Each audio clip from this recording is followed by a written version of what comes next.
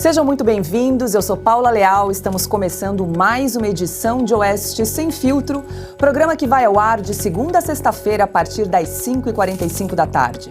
As principais notícias do dia com as análises dos nossos comentaristas. Aqui no estúdio, Silvio Navarro e Flávio Morgenstern, e Ana Paula Henkel de Los Angeles. Guilherme Fiuza e Augusto Nunes estão de férias nesta semana. E em consequência de restrições impostas pelo YouTube, não vamos mais transmitir o Oeste Sem Filtro e demais programas da casa no canal da Oeste.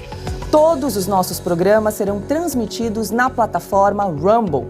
Oeste Sem Filtro também é transmitido na plataforma vimeo.com/Revista Oeste. Então, se houver algum problema com o Rumble, o programa segue nesse outro canal. Hoje, quarta-feira, 18 de janeiro de 2023, confira os destaques desta edição. Ministra do Meio Ambiente, Marina Silva, diz em Fórum Econômico de Davos que mais da metade da população brasileira passa fome. Já o governador de São Paulo, Tarcísio de Freitas, participa de evento na Suíça para discutir assuntos como privatização. Lula diz em discurso no Planalto que quer aumentar o imposto do rico e a força sindical. Esses assuntos e muito mais agora no Oeste Sem Filtro. O presidente Luiz Inácio Lula da Silva se reuniu hoje com representantes de centrais sindicais no Palácio do Planalto. Em discurso, disse que ricos vão pagar mais imposto. Vamos ver. Uma outra mudança que eu quero fazer, e vou dizer para vocês agora, é no imposto de renda. Nesse país, quem paga imposto de renda de verdade é quem tem olerite de pagamento, porque é descontado no pagamento e a gente não tem como não pagar. Mas a verdade é que o pobre hoje, que ganha R$3.000, proporcionalmente, ele paga mais do que alguém que ganha R$100.000. Ele paga, até porque quem ganha muito paga pouco. Porque quem ganha muito recebe como dividendo, recebe como lucro, recebe com qualquer coisa para pagar pouco imposto de renda. Olha, então vamos mudar a lógica. Vamos diminuir para o pobre e aumentar para o rico. Lula também falou sobre a intenção de aumentar a força dos sindicatos.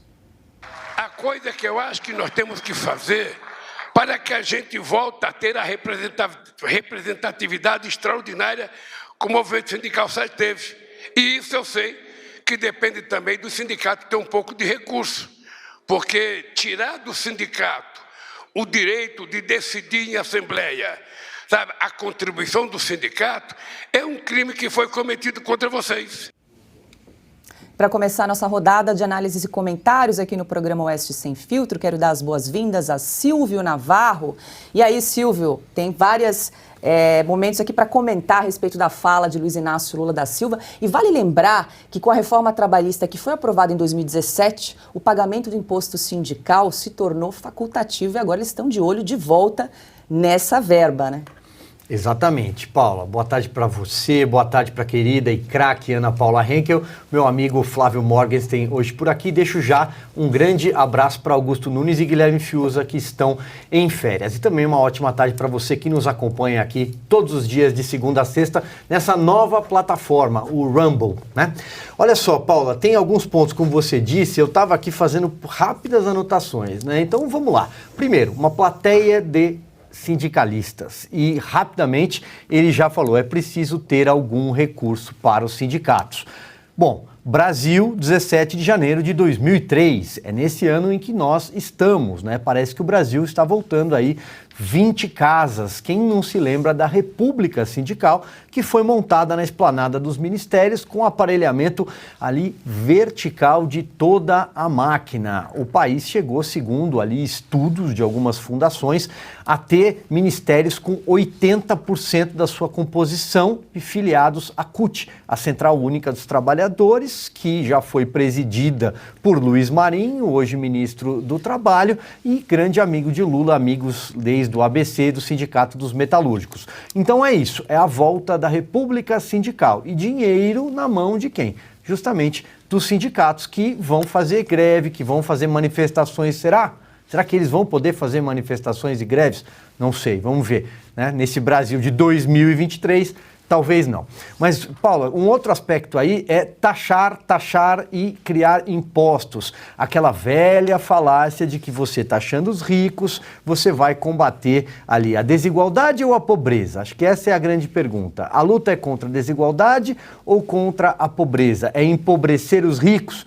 Não, tá errado. O que você precisa fazer é mexer lá na base da pirâmide. Você precisa enriquecer as pessoas que estão lá embaixo. E como é que isso acontece? Com mais investimentos, com a necessidade de mais mão de obra, ou seja, mais emprego, e aí o empregador cada vez mais taxado, cada vez tendo que pagar mais impostos, ele vai empregar menos pessoas. Então, ou seja, aumentar a base lá embaixo, aumentar mais emprego, atrair investimento estrangeiro, diminuir o tamanho do Estado, totalmente contraditório a esse discurso para os sindicalistas de aparelhamento, de dar dinheiro na mão das centrais. Ou seja, é o avesso, Paula. Então a gente volta 20 anos na história. Boa noite, Flávio Morgen. O ministro da Fazenda, Fernando Haddad, prometeu uma reforma tributária ainda para esse ano, dividida em 2 fases. Ele quer, no primeiro semestre, uma reforma sobre o consumo e, no segundo semestre, então, uma reforma sobre a renda, como disse aí o presidente Lula, que quer aumentar imposto mais uma vez. Eu não consigo ouvir ministro Haddad sem dar risada. Boa noite, Paula. Boa noite, Silvio. Boa noite, craque Ana Paula. Essa que merece o título de craque mais do que todos nós. Augusto Nunes e Fiuza também, deixar meu abraço aqui para eles, né? Fazendo esse papel dificílimo de tentar aqui minimamente substituí-los nessa empreitada. Isso tudo é uma presepada sem fim. É tanto erro que a gente não consegue nem achar o caminho. Assim, onde você olha, você vai abater num erro grotesco aqui. O Silvio está falando sobre república sindical. Esse foi um termo que pegou muito no Brasil na época que a gente tinha uma imprensa de verdade na grande mídia que fizesse oposição ao governo. Hoje em dia estamos simplesmente nós aqui na Oeste, mas alguns poucos gatos pingados que são sempre perseguidos e o resto, né, na grande mídia a gente tem simplesmente, né, o beneplácito, todo mundo lá estendendo o tapete, ó, por favor, mande em mim, mande em todo mundo. Só que a república sindical tem um segundo problema muito sério. Todas as grandes ditaduras, a partir do século XVIII, finalzinho do século XVIII para frente, todas as grandes ditaduras, aquelas mais genocidas, que mais perseguiram, etc., elas tiveram a ideia de um sindicato ou de grandes sindicatos tomando o poder. Foi assim nos grandes genocídios a partir da Revolução Francesa. Você vai pesquisar aí quem é que defende a Revolução Francesa. Na alta cúpula, nas altas esferas do governo brasileiro, você vai encontrar muita gente. Foi assim no genocídio armênio, né, com jovens turcos, o primeiro genocídio a passar de 1 milhão de vítimas.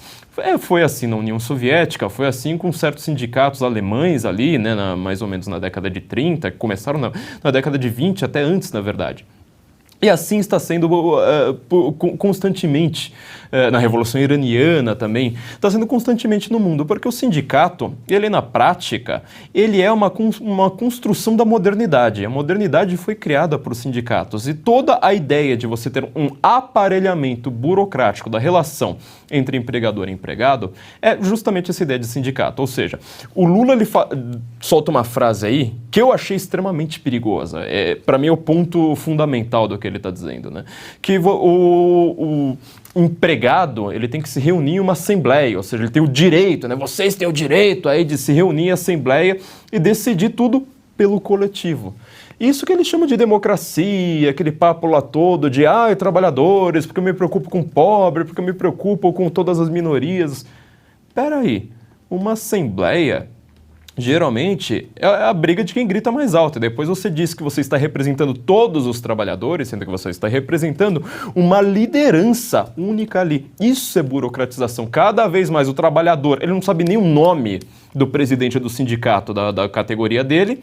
O presidente do sindicato é uma pessoa extremamente poderosa e que, como disse o Silvio, quer aboletar aí toda a verba, né, que era obrigatória, agora não é mais, eles querem, é a prata da casa agora voltar a ter um imposto sindical obrigatório, e isso gera exatamente aquele tipo de coisa que o Brasil conhece muito bem. A época do Getúlio era uma briga de aparelhamento de sindicatos, o maior ditador, né, do Brasil até então.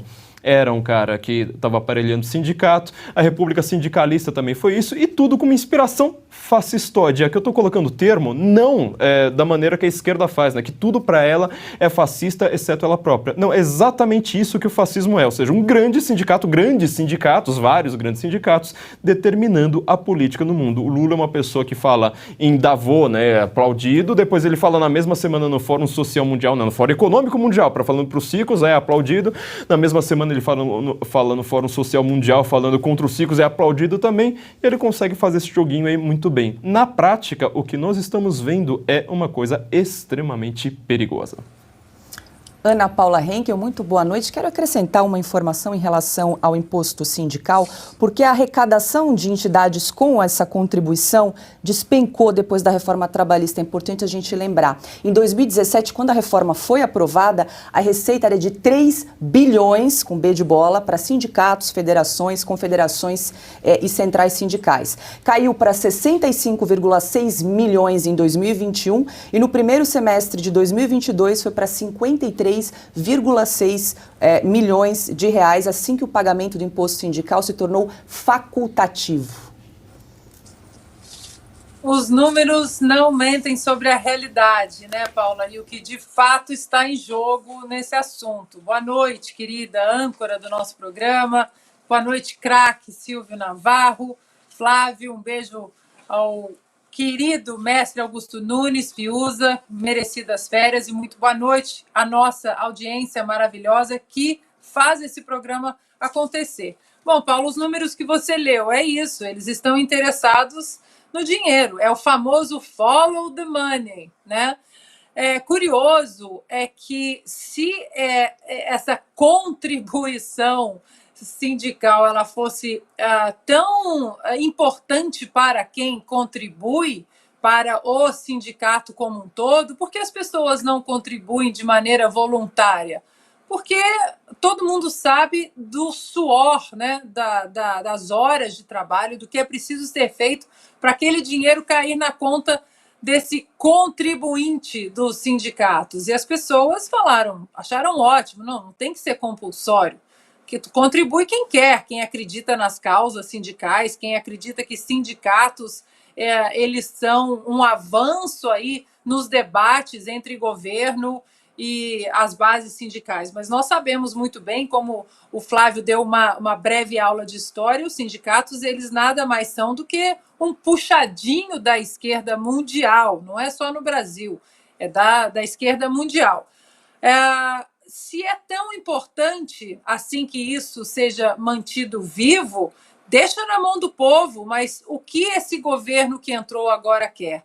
Tirar a decisão das mãos do povo. Assim como Davos, como aqueles iluminados de Davos, os ungidos da elite mundial, eles querem exatamente tirar as decisões das mãos das pessoas, diminuir a decisão local nos países e colocar tudo num grande bolo globalista. É exatamente essa base sindical e o que o governo do petista quer é um mini Davos. Nós, Estado, nós vamos comandar o que você precisa, nós vamos te falar o que você precisa, nós vamos taxar, nós vamos indicar os caminhos sem questionar muito. Porque, na verdade, eles acreditam, Paula, e o próprio Lula já disse isso, que o Estado gera riqueza, que o Estado gera empregos. E não é verdade, o Estado não gera riqueza nenhuma, o Estado não gera emprego nenhum. Quem faz isso é o capital privado, é o Estado, a competição, é a concorrência. Por isso falamos tanto nas privatizações, porque nessa concorrência, nesse mercado aberto, no final dessa cascata, quem vai sair ganhando é o consumidor. Para finalizar, Paula, faltando uma aula de português ali para o Lula, né? 100 mil real, embora eu desconfie que ele faça isso de propósito. Agora, um presidente da República ficar tropeçando no plural em frases como 100 mil real, é de doer. O Augusto Nunes estaria passando nervoso aqui, né, Ana? Daria. Quer complementar, Silvio? Não, pois é, estaria passando nervoso e tenho certeza que ele diria a seguinte frase: eu não vou contribuir com o sindicato dos jornalistas porque eles não me representam. Eu queria só fazer um adendo aqui, Paula, porque você trouxe uma cifra depois do meu comentário, você falou que são 3 bilhões de reais o imposto sindical. Mas o Lula não disse no seu discurso na Câmara dos Deputados, depois replicado na esplanada dos ministérios na posse, que pegou um país em trevas, que a economia estava em trevas, um país quebrado? Então, há muitas utilidades para esses 3 bilhões de reais se a gente pensar em hospitais, em estradas, em outros caminhos, se não entregar na mão de sindicalistas. E para finalizar, ainda sobre a questão desse imposto confiscatório, né, de você taxar os ricos, isso na história, e se você olhar para outros países, olhar, por exemplo, para a França, talvez o melhor exemplo, isso provoca um êxodo de ricos, um êxodo de fortunas. Eles foram para a Bélgica, eles foram para a Inglaterra, a Venezuela, eles foram para Miami, e quem ficou, quebrou.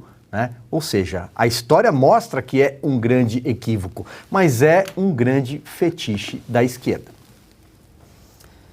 E o governo federal vai desembolsar quase R$220 mil para pagar a suíte presidencial do hotel onde Lula e Janja estão hospedados em Brasília. O valor consta em um documento publicado hoje no Diário Oficial da União. Não há informações sobre o total de diárias, nem o período de estada referente ao valor pago. No site do hotel, consta que a diária na suíte presidencial pode chegar a R$4 mil. O casal deve ficar no local até a mudança para o Palácio da Alvorada, prevista para o fim de janeiro. A residência oficial da Presidência da República passa por reformas. Segundo Janja, a passagem da família Bolsonaro causou danos no Alvorada. Entre os defeitos apresentados pela primeira-dama estão a quina de uma mesa lascada, uma poltrona com rasgo no revestimento, tapetes desgastados e uma área do teto com infiltrações no gesso. No último dia 12 de janeiro, Lula disse em uma entrevista coletiva que ele e Janja não tinham casa para morar e que estavam cansados de ficar em hotel. O petista sugeriu ainda que a reforma do Alvorada fosse feita sem licitação. Vamos rever um trecho dessa entrevista. Eu estou preocupado porque se você for fazer licitação para comprar um colchão ou para fazer uma cama, nós vamos demorar 90 dias. E eu, sinceramente, estou cansado de ficar no hotel, porque não é o local adequado para você governar um país, e parece até uma coisa irônica, né? Ou seja, acho que nunca antes na história do Brasil, eu sou obrigado a voltar a dizer isso, um presidente da República não teve onde morar. E aí, Flávio, é quase um escárnio com a população brasileira esse comentário, né? Quase, não, isso é muito mais. O que eu acho engraçado, né? Já comentei aqui uma vez, inclusive aqui no Oeste Sem Filtro, que, em primeiro lugar, é uma breguice sem fim essa reclamação da Janja com o Palácio da Alvorada. Porque uma pessoa que conheceu seu marido numa cela de cadeia fica reclamando agora de quina. Olha, tem uma poltrona rasgada. Meu Deus, a família Bolsonaro causou danos aqui no palácio. Você tá num palácio, minha amiga. Pô, você conheceu seu marido aí numa cela de cadeia, entendeu? Agora tá reclamando aí do palácio. Olha, isso é de uma breguice sem fim, entendeu? Não consigo imaginar a rainha da Inglaterra chegando no Palácio da Alvorada e falando: olha, o tapete tá gasto. Onde já se viu uma coisa como essa? Vou ter que ficar no hotel agora, né? Gastar R$200 mil num hotel. Porque o tapete tá muito gasto. Nossa, como eu tenho nojinho da família Bolsonaro. Vamos ver lá, vamos chamar umas benzedeiras lá também para passar lá uns ares melhores, coisa desse tipo. Isso aí, na verdade, representa o que o Lula é há muito tempo, há muitas décadas. Porque é essa, como disse a Ana ali no começo, falando sobre o português dele, né, esse negócio de falar R$3 mil, a gente sabe muito bem que o Lula sabe falar R$3 mil. Ele fala isso de propósito, também com uma breguice sem fim, tentando ter uma espécie de aproximação com o povo. Na verdade, a gente sabe que o Lula tem uma origem pobre sem nenhuma dúvida. Vem de uma família sofrida, retirante nordestino, veio trabalhar, só que isso aí já ficou no passado, mas há muito tempo. Ele entende de vinhos muito mais do que todos nós juntos, ele entende de luxo, hotéis, riqueza daquela assim, irreal, sabe? Não é aquela riqueza dos ricos brasileiros, é aquela riqueza dos poderosos brasileiros, sabe? De portas fechadas.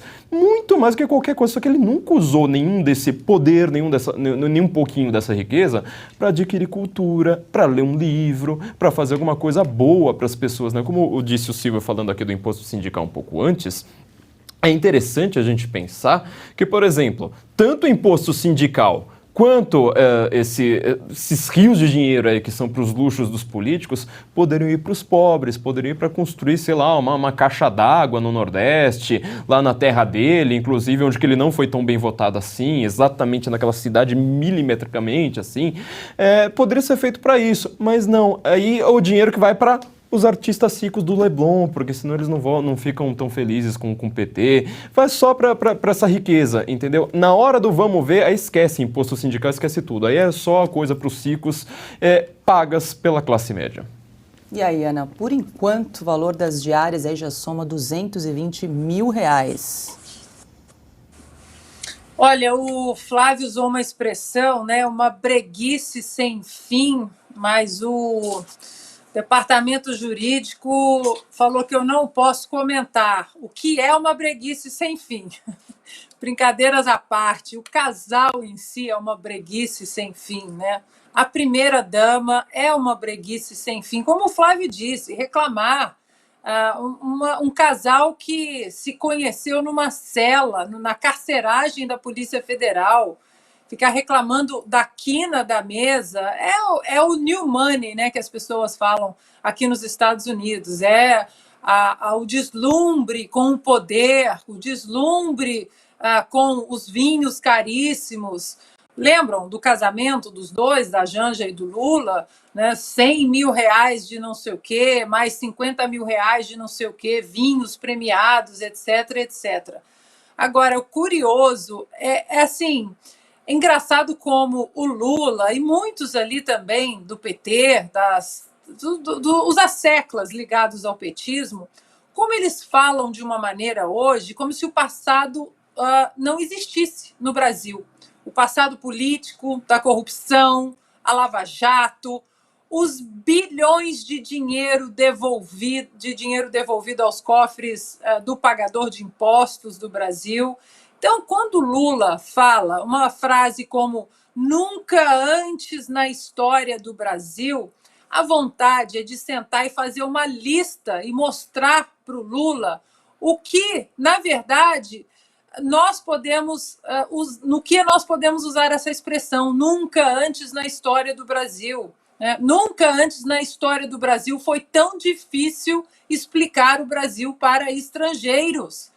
Seja por um descondenado, aí um condenado em 3 instâncias, né, por vários juízes, com provas sobradas, como disse o desembargador Gebran Neto, do TRF4, de Porto Alegre. Aliás, o tribunal TRF4, que tem desembargadores nomeados pelas administrações petistas, aquele tribunal ali, né, de segunda instância, não apenas reforçou a condenação que veio do então juiz Sérgio Moro, mas aumentou a pena do Lula de 8 anos e alguma coisa na primeira instância, na vara de Curitiba, para 12 anos e alguma coisa. O Silvio me corrija se eu estiver errado ali nos números. Depois, né, no STJ, e, no entanto, numa manobra jurídica que o Brasil, né, agora conhece cada página, ele foi solto. E aí a gente pode falar, né? Nunca antes na história do Brasil houve tanta corrupção, tanta lavagem de dinheiro, tantos peixes grandes da política, porque existe a narrativa de que a Lava Jato foi uma perseguição ao Lula, e nós sabemos muito bem que não foi. Muito peixe grande caiu na rede, com provas sobradas, foram presos, e nunca antes na história do Brasil, todos eles ignoraram a justiça, se aliaram à justiça e hoje estão soltos. E aí, Silvio Navarro? Olha, veja, o que me incomoda nessa história é a mesma mania do PT de quando chega ao poder entende que o Estado é seu, chamar o Estado de seu. Em 2004, quem quiser pode procurar, há uma fartura de imagens, a ex-primeira-dama Marisa Letícia plantou flores vermelhas em formato de uma estrela do PT no Palácio do Alvorada. Imagens aéreas captaram isso. O Palácio do Alvorada é do governo do Brasil. não é do PT. Assim como agora não é da Janja. Eu não vou entrar aqui no lado Extreme Makeover, Casa e Decoração por Janja, que a gente assistiu até numa emissora de televisão. Não vou, mas veja, há toda uma linguagem embutida nisso. Ela levar uma emissora de televisão para mostrar como estava o estado da casa. O Lula dizer que não precisa de licitação, vamos comprar, vamos reformar a nossa casa. Não é a casa deles, isso é o Palácio Presidencial. Assim como ele usa dessa linguagem, eu vou dar a Petrobras para o companheiro fulano cuidar. Eu vou entregar o meu ministério. Tem que tirar esse pronome possessivo de todas as falas do Lula e do PT. Para finalizar, em relação a gastos, e agora surgem gastos de hotel e por aí vai, fizeram um escândalo recentemente, agora, semana passada, com os 30 milhões, não é isso? Que o presidente Jair Bolsonaro gastou com cartões corporativos durante a sua gestão. Se você olhar em retrospectiva, Lula 1 gastou 60 milhões de reais em valores corrigidos. Lula 2, 48 milhões em valores corrigidos. Dilma Rousseff, 42 milhões em valores corrigidos para parar por aí. Lembrando que em 2008 foi o ano marcado pela farra dos cartões corporativos. Um ministro teve que sair do governo porque passou o cartão corporativo para comprar tapioca. Uma ministra saiu do governo porque gastou o cartão corporativo no free shop. O INCRA fazia o aniversariante do mês com cartão corporativo. Os seguranças do Lula gastaram muito dinheiro com cartões corporativos. Tudo isso está documentado porque a internet não esquece. É só procurar que você encontra todas as informações. Tá aí, Silvio, vou pedir para a produção exibir os gastos, então, de cartão de crédito corporativo. A gente comentou essa matéria na semana passada aí, né? Então, Lula 1, mais 59 milhões, Lula 2, 47, Dilma 42 e Bolsonaro, então, com um pouco mais de 32 milhões de gastos com cartão corporativo. A fonte é a Secretaria-Geral da Presidência. Nós comentamos esse assunto, acho que na semana passada aqui no programa Oeste Sem Filtro, bem lembrado. Bom, estamos ao vivo aqui na plataforma Rumble, agora 18 horas 12 minutos. A gente pede a você que está nos acompanhando, deixe o seu like, não esqueça de deixar o seu like, deixe o seu comentário, participe do chat, que a gente está sempre aqui acompanhando. E não esqueça de se inscrever na plataforma, é só clicar naquele botãozinho verde escrito Follow. Já estamos com mais de 81 mil seguidores inscritos no canal do Rumble. Lembrando que no começo da semana a gente lançou a campanha para chegar a 100 mil inscritos. Para isso a gente precisa do seu apoio, da sua ajuda. Divulguem a plataforma Rumble nas redes sociais, nos grupos de WhatsApp, de Telegram. É muito importante que outras pessoas também conheçam, se inscrevam, para a gente fortalecer aqui a Revista Oeste, o canal da Revista Oeste na plataforma Rumble. Lembrando que além de Oeste Sem Filtro, também o Estúdio Oeste, Oestecast, As Liberais, toda a grade de programação agora você encontra num só lugar aqui na plataforma Rumble. Também quero lembrar você que está chegando agora, Augusto Nunes e Guilherme Fiuza estão em férias essa semana, retornam na semana que vem. Essa semana a bancada, então, formada por Flávio Morgenstern, Silvio Navarro e Ana Paula Henkel. E também a gente quer agradecer, nós aqui da Casa da Revista Oeste, que o Twitter alcançou 1 milhão de seguidores, nosso Twitter oficial. Então, se você também acompanha as notícias pelo Twitter oficial aqui da Revista Oeste, muito obrigada pela sua participação, pela sua interação. Compartilhe as notícias, então também no Twitter chegamos a 1 milhão de seguidores. Agora a gente precisa fortalecer aqui essa plataforma Rumble. A gente pede a você que está nos acompanhando, compartilhe o link, aquele link que fica na parte de cima, para que outras pessoas também consigam acessar a plataforma. Para você se inscrever é muito simples, você vai receber um e-mail e precisa ratificar, confirmar a sua inscrição no seu e-mail, para poder interagir, para poder fazer os comentários e participar do chat. Acho que dei todos os recados aqui paroquiais antes da gente chamar para a nossa entrevista agora, 18 horas e 14 minutos. O deputado federal Sanderson, do PL do Rio Grande do Sul, denunciou o ministro da Justiça e da Segurança Pública, Flávio Dino, por crime de prevaricação. O parlamentar protocolou uma representação junto à Procuradoria-Geral da República para apurar a conduta do ministro diante da invasão às sedes dos 3 poderes em Brasília no dia 8 de janeiro. Segundo o documento, a Agência Brasileira de Investigação, a ABIN, teria informado o ministro do risco iminente de ataques públicos no dia anterior às invasões. Sobre esse e outros assuntos, nós vamos conversar agora com o deputado Sanderson. É hora de entrevista aqui no Oeste Sem Filtro.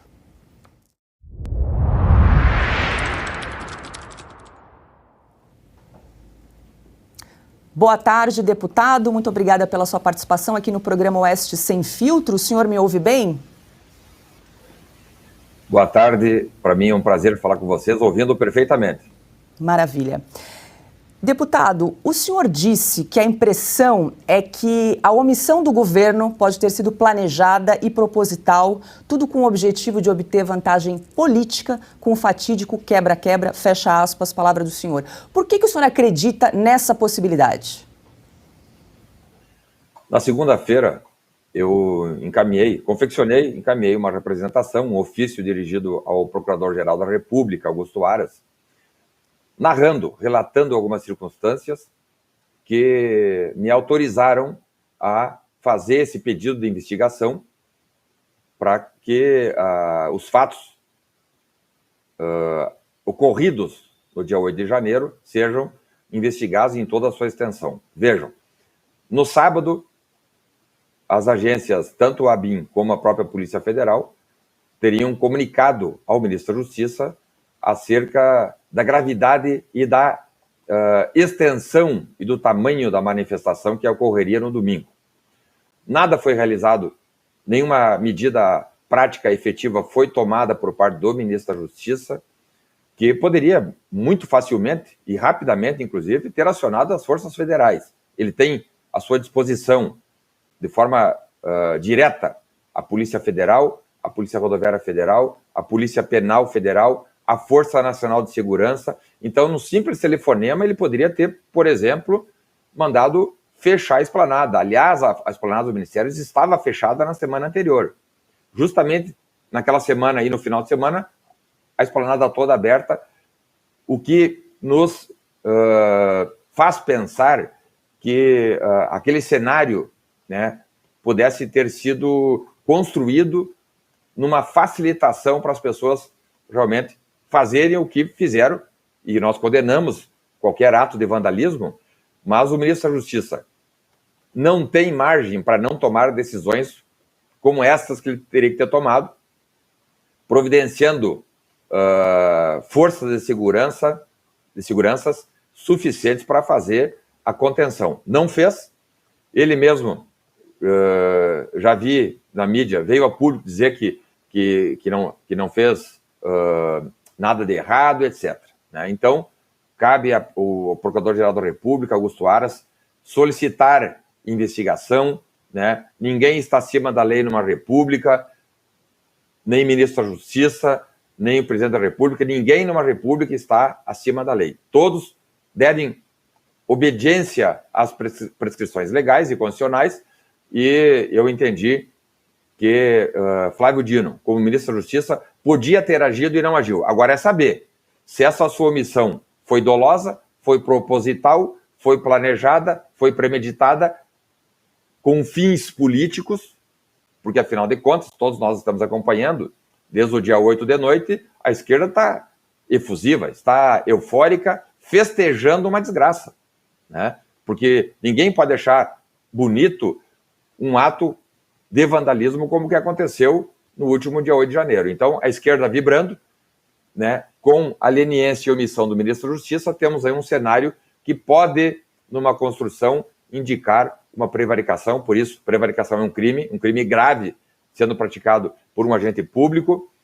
Fazendo aqui um exercício de hipótese, Paula, fosse esse evento ocorrido em novembro do ano passado, por exemplo, quando tínhamos ali o presidente Bolsonaro no Palácio Planalto, Anderson Torres como ministro da Justiça. Provavelmente, o então ministro da Justiça estaria preso, como agora o secretário de Segurança Pública, Anderson Torres, está detido lá no quartel da PM. Por que, numa situação similar, o ministro da Justiça atual, Flávio Dino, ainda não está preso? Se tudo indica que ele, mesmo tendo recebido as notificações, tendo sido cientificado da gravidade da situação, do tamanho e da peculiaridade daquelas manifestações que poderiam, inclusive, descambar para o vandalismo, por que ele não agiu? Aí a pergunta, por que o ministro da Justiça, Flávio Dino, não agiu quando, num simples telefonema, ele poderia ter evitado tudo aquilo que aconteceu?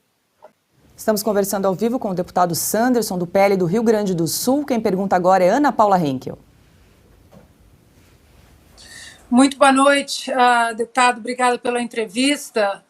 Bom, nós sabemos muito bem que estamos vivendo tempos perigosos no Brasil, quando há muito questionamento, perguntas incômodas, a censura, a derrubada de redes sociais, e o senhor, até respeitando o voto do seu eleitor e o seu papel como representante do povo no Congresso, né, em uma das casas, está mexendo num vespeiro, mas num vespeiro que existe muitas perguntas que a população brasileira ela quer que elas sejam respondidas. O senhor não tem medo de retaliação, de ter suas contas sociais derrubadas ou qualquer outra medida extrema que possa incomodar o sistema, digamos assim?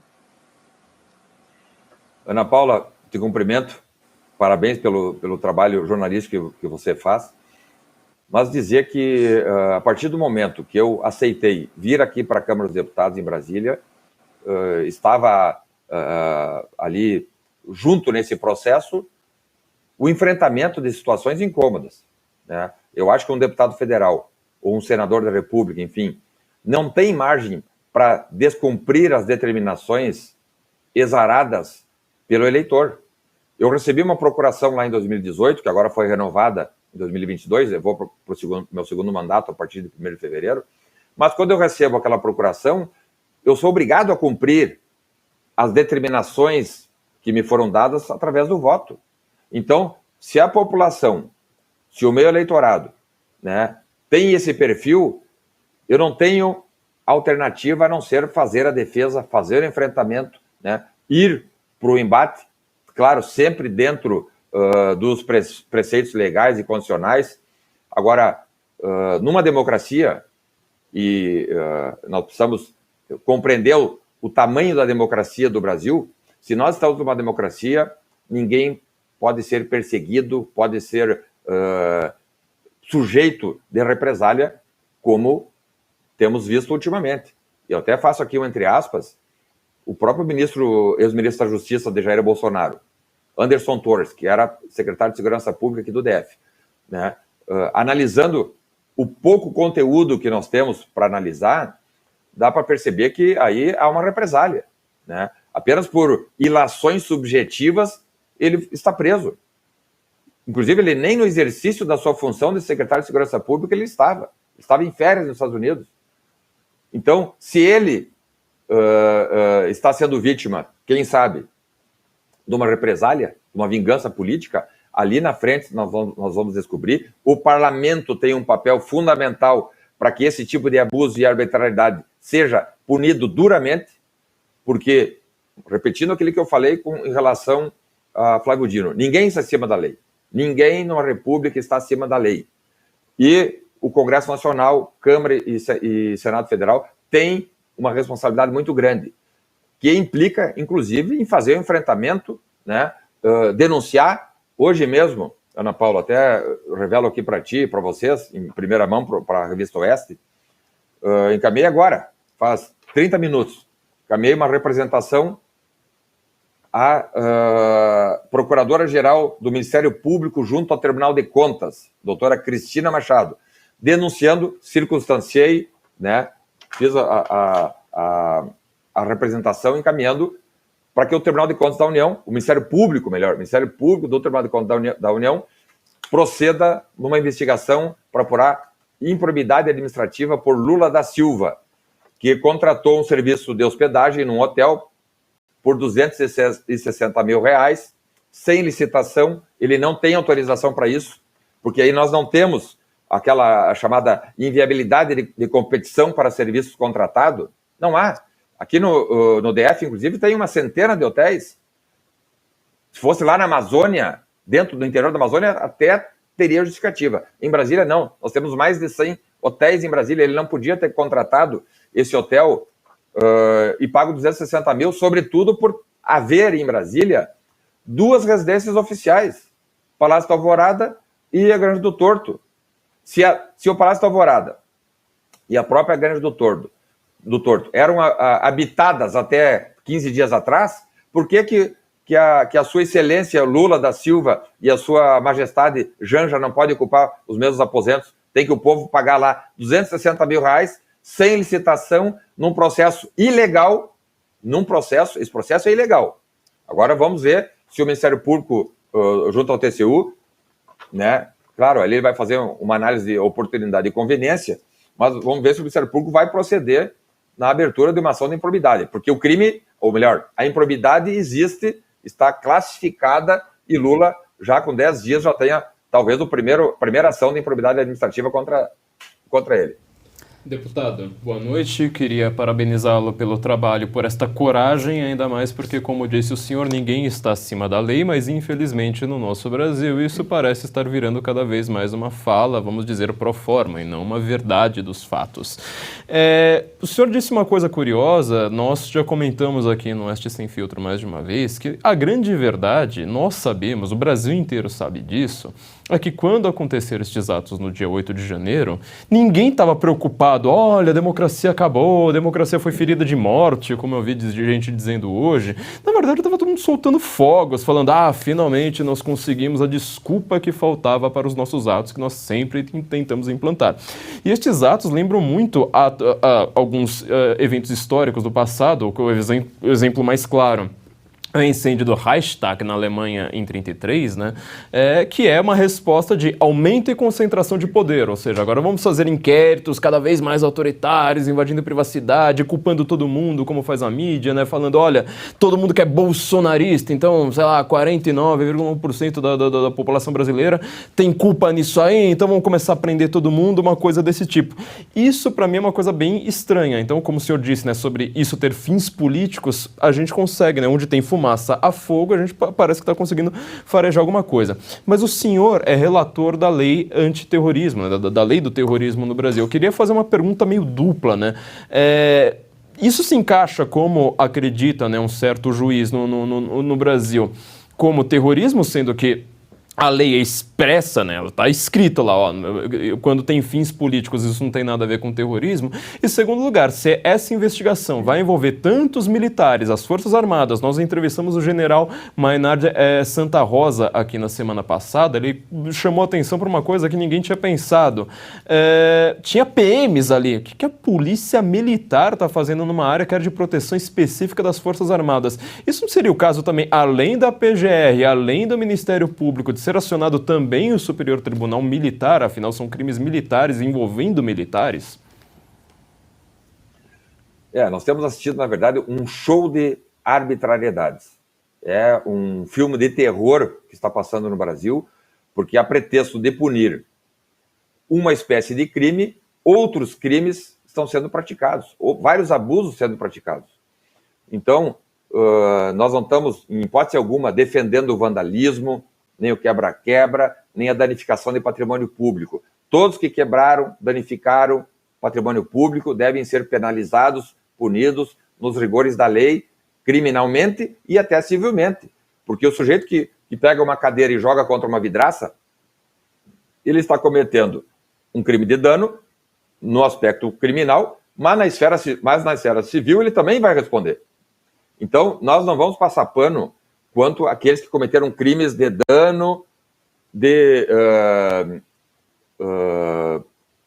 quebra-quebra generalizado que aconteceu aqui na Praça dos Três Poderes. Isso é uma situação. A outra situação é essa cadeia de abusos que nós temos assistindo. Pessoas presas em flagrante sem sequer estarem em situação flagrancial. Nós temos um caso aqui de um ônibus de excursão que chegou na segunda-feira.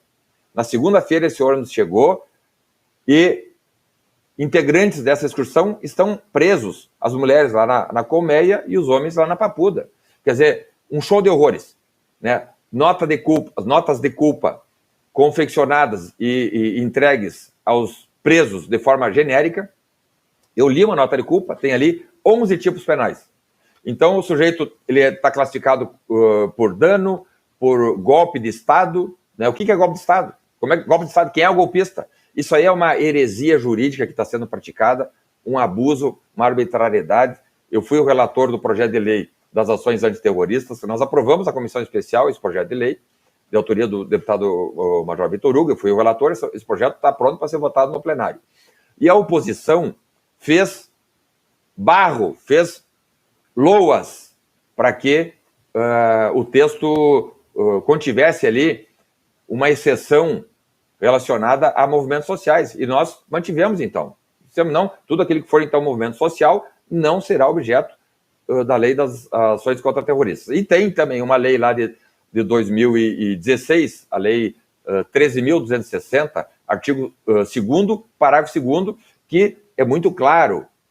A lei é taxativa, diz que movimentos sociais, políticos relacionados à religião, a sindicais, classistas, partidários, qualquer tipo de movimento social não pode ser classificado como terrorismo. Quando Alexandre de Moraes, ou quem quer que seja, faz a tipificação penal como terrorismo, está praticando um ato ilegal, né? Um ato arbitrário que o Congresso Nacional pode ali na frente buscar responsabilizações.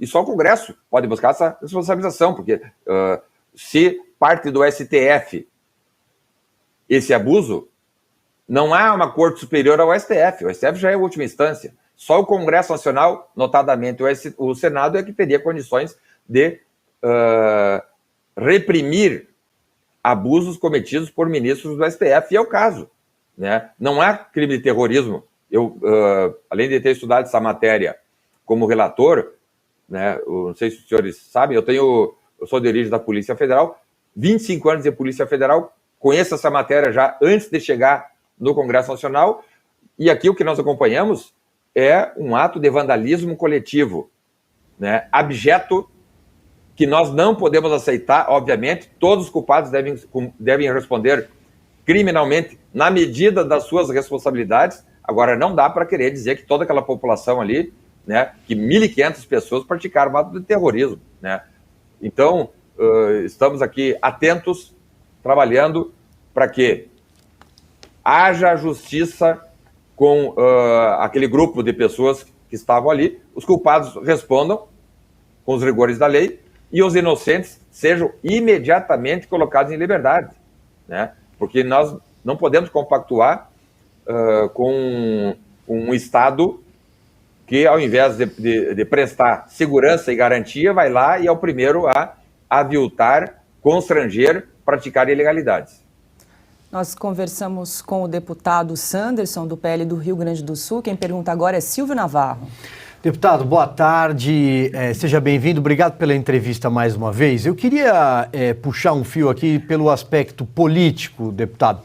Olha, veja, imediatamente após a depredação, o vandalismo que o senhor mesmo bem classificou em Brasília, naquele 8 de janeiro, partidos de esquerda, parlamentares que faziam oposição ao governo Jair Bolsonaro e agora estão no governo, tanto na Câmara quanto no Senado, imediatamente eles se apressaram para falar em recolher assinaturas para uma CPI e para colocar o Congresso na apuração de tudo que aconteceu naquele domingo. Porém, à medida em que determinados eventos que poderiam implicar autoridades do governo federal, também já comentados aqui nesta entrevista, vieram a público, especialmente os alertas da ABIN, a 16 ou 18 órgãos, não me recordo agora, esse pedido de CPI... 48. Houve um recuo... 48 órgãos. Então, houve um recuo imediato desses parlamentares. Por exemplo, hoje, o líder do PT, por exemplo, futuro líder do PT, Zeca Dirceu, afirmou que não quer saber de CPI, no Senado já não se fala mais nisso. O que o senhor acha que aconteceu aí no aspecto político, que eu acho que também deve ser destacado, né, para além da questão legal? Claro. Quando se teme a verdade tem que ser escondida.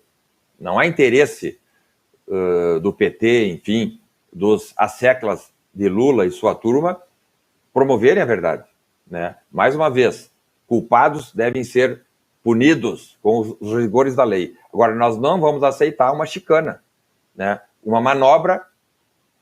Tudo leva a crer que o evento do dia 8 foi algo já programado, quase que uma armadilha, porque os manifestantes relatam que praticamente não receberam resistência de ninguém. Entravam, né, os prédios vazios, houve aquele quebra-quebra deplorável que precisa ser punido, mas que há indícios indicativos de que isso aí pode ter sido uma armadilha. Isso existe. Independente do PT querer ou não querer, nós, a partir de 1º de fevereiro, vamos trabalhar para ter uma CPI. Nós queremos uma CPI para verificar o que de fato aconteceu, porque pessoas sem o menor perfil criminoso, que nunca entraram numa delegacia, que não vieram para fazer quebra-quebra, porque pessoas foram praticamente induzidas, como se fosse aqui, levando para o direito penal, quase que como um flagrante preparado, induzindo as pessoas a entrar naquele quebra-quebra, né? Então, vamos fazer assim, independente de PT querer ou não querer, nós vamos trabalhar para ter uma CPI. E a CPI tem poderes próprios, instrutórios das autoridades judiciais, podemos quebrar sigilo, etc. E eu acho que a CPI é um instrumento que tem capacidade jurídica e operacional para buscar a verdade. Nós conversamos com o deputado Sanderson, do PL do Rio Grande do Sul. Deputado, muito obrigada pela sua participação aqui no programa Oeste Sem Filtro e até uma próxima. Obrigado, parabéns para vocês. Contem sempre comigo. Obrigada. Agora, 18h36, a gente continua com mais notícias e informações no programa Oeste Sem Filtro.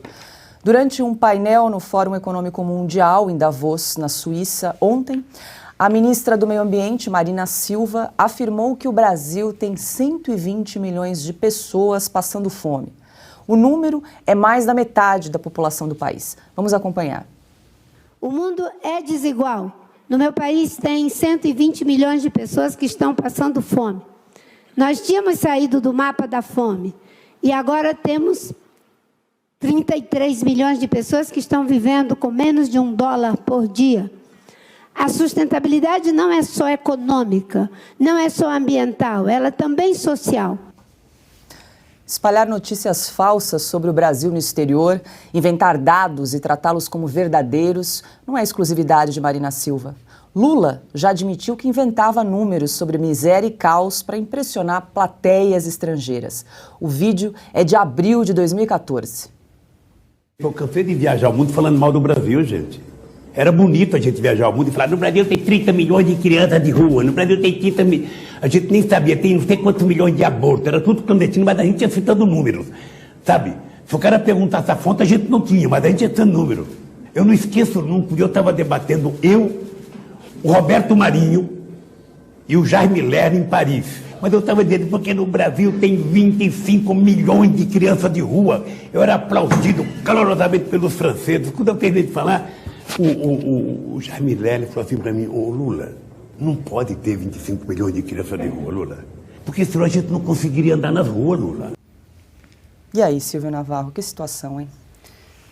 A internet não esquece, né? Eu vou repetir isso.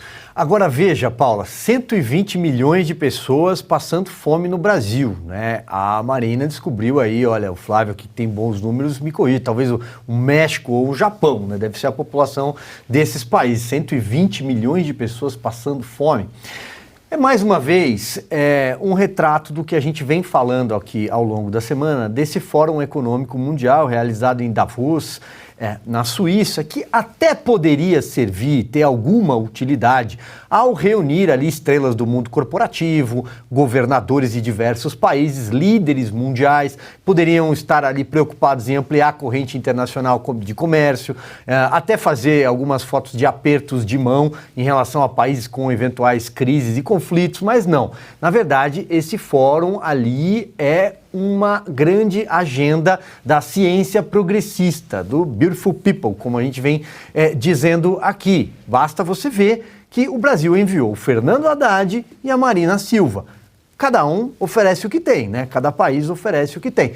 Os Estados Unidos enviou o John Kerry, ex-senador democrata, o enviado do clima do governo Biden. E veja como ele se referiu àquela plateia, né, nos painéis aplaudidos. Um seleto grupo de seres humanos preocupados em salvar o planeta. Ontem eu li aqui um trecho do artigo do José Roberto Guzzo, na última edição do ano da Revista Oeste. Para quem tiver curiosidade, esse artigo já foi aberto também para não assinantes no nosso site, que mostra exatamente a mentira que paira nesses cientistas do clima, cientistas ambientalistas, essa tentativa de colocar a agenda progressista, ambiental, histérica, quando se deveria estar discutindo o quê? O impacto econômico, por exemplo, de decisões equivocadas tomadas durante a pandemia, como os lockdowns, o impacto ainda de uma guerra em curso no leste europeu e, por que não, como a economia brasileira foi resiliente, como o nosso agronegócio, por exemplo, é o motor dessa economia e dá certo, mas isso a Marina Silva não fala. Os números do agronegócio, ela, por exemplo, não tem de cabeça. Flávio, em contraponto ao que disse Marina Silva, dos 120 milhões de brasileiros passando fome, em novembro do ano passado, a Oeste, inclusive, fez uma reportagem chamada Mentira da Fome no Brasil, edição 114, em que o Banco Mundial divulgou dados referentes à pobreza no país em 2020. A extrema pobreza no Brasil caiu ao nível mais baixo desde 1980. Eram 4 milhões de pessoas vivendo com menos de $2,15, cerca de R$11 por dia, no primeiro ano da pandemia, em 2020. A gente tem uma arte aqui, ó. O Brasil teve a maior queda da extrema pobreza entre países da América Latina. Esses são dados aí do Banco Mundial. Eu acho que vocês estão pegando muito pesado com a Marina Silva, né? Ela claramente fez esse comentário um pouquinho antes da hora do almoço, tá lá falando, né? Que tem 120 milhões de brasileiros passando fome, eu era um deles, né? Mas aí eu acho que boa parte deles se alimentaram justamente porque o Brasil saiu do mapa da fome. Agora, eu tô aqui vendo os dados, né? Já aponta realmente com 120 milhões cravadinho ali, né? México com 126 milhões de pessoas. Tá achando de fato, né? Que uma população gigantesca como essa tá ali no mapa da fome, tal como disse o Lula. Eu acho uma coisa curiosa ali do Lula, nós estamos falando agora há pouco sobre os símbolos, né, que ele usa ali, sempre confundindo o Estado consigo próprio, né, falando, eu vou dar a Petrobras, como se a Petrobras fosse dele, o meu palácio. Eu lembro, pouca gente deve lembrar disso, que lá em 2003, no comecinho do governo, ele sempre fazia uma metáfora de se dizendo o pai da nação. E até ele tomou uma bronca até do pessoal da própria esquerda, dizendo, olha, isso aí tá pegando mal, em primeiro lugar, que você tá fazendo uma coisa bem patriarcal, né? E segundo lugar, que as pessoas são adultas, você não pode tratar todo mundo como se fosse, sabe, alguém que precisa ali pedir bênção, né, a você. Benção, Lula. E olha como ele fala agora, né, nesse vídeo, na verdade, de 2014, que nós mostramos aqui, né, que ele fala, eu falava desse jeito. Ele faz uma vozinha, tirando sarro de si próprio. Quer dizer, todo o discurso petista, todo o discurso do establishment, todo o discurso da esquerda é exatamente isso. Discurso para enganar quem queira ser enganado. Eu não vou usar aqui o adjetivo correto que eu deveria utilizar para esse tipo de gente. Ou seja, quem gosta de ser enganado, alguém que gosta de um mentiroso crônico e vai lá e fala assim, nossa, eu vou votar no mentiroso crônico porque assim vai ter mais mentiras e aí eu vou viver no mundo da mentira, eu vou ficar muito feliz por conta disso. Sobre o Fórum Social de Davos, né, o Silvio falou aqui, né, sobre o Beautiful People. É meio estranho a gente usar a expressão Beautiful People junto com Marina Silva e Fernanda Haddad, mas eu preciso fazer uma correção, na verdade uma correção, uma explicação aqui, porque a expressão em inglês Beautiful People não faz menção à beleza física, tá? A gente está falando das pessoas que estão sempre na mídia, as pessoas poderosas, as pessoas que conhecem a Quinta Avenida em Nova York muito bem, as pessoas que falam Manhattan, sabe, sem pronunciar os T's. Essas são as pessoas do Beautiful People. Isto posto, é curioso que, na verdade, o que está acontecendo no mundo é um rearranjo, né? O Silvio falou aqui muito bem.